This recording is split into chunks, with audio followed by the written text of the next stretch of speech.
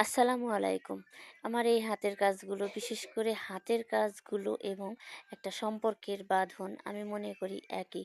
একটা সম্পর্ক করতে গেলে তার সাথে অনেকটাই সময় লেগে থাকতে হয়, বিশ্বাস অর্জন করতে হয়, তার মনের ভিতরে যেতে হয়, তারপর একটা সম্পর্ক গড়ে ওঠে।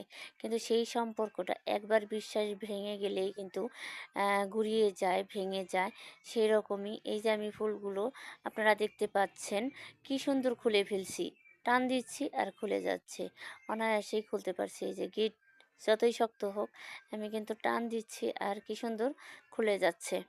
সেই রকমই একটা সম্পর্ক গড়তে অনেকটাই সময় লাগে। একটা মানুষকে চিনতে হয়, জানতে হয়, বুঝতে হয়। তার সাথে পরিচিত হয়ে বিশ্বাস অর্জন করতে হয়। সে কেমন, আমি কেমন, সেগুলো আদান-প্রদান করে সম্পর্ক করতে হয়। কিন্তু সেই সম্পর্কটা একবার বিশ্বাস ভেঙে যদি অ্যা ভেঙে যায়, তাহলে কিন্তু একদম অনায়াসেই ভেঙে যায়। যেমন এই ফুলটা আমি ছিঁড়ে ফেললাম। খুব তাড়াতাড়ি ছিঁড়তে পারছি, কিন্তু এটা গড়তে আমার অনেকটাই সময় লাগছে। একটা ফুল করতে আমার প্রায় আধা ঘন্টা লেগে যায় সুতার কাজ। অথচ আমি খুলছি মাত্র ৫ থেকে ৬ মিনিটের ভিতরে। আর এই ব্যাগগুলো আমি ৪ দিনের ভিতরে কমপ্লিট করতে পারি। এর নিচে না। তো ব্যাগটা কেমন হয়েছিল প্লিজ সবাই জানাবেন। আসলে আমি সবসময় ঢাকা থেকেই পুঁতিগুলো আনি।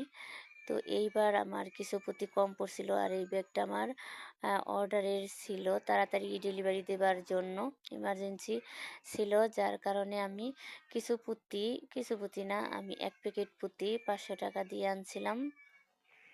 একে তো এখান থেকে দাম বেশি নিছে, দ্বিতীয়ত আমাকে ২ নম্বর পুঁতিগুলো দিয়ে দিছে। তো দেখা গেছে দামের মতো দাম গেছে, কিন্তু আমি ঠকেছি। কিন্তু আমি আমার কাস্টমারদেরকে ঠকাবো না।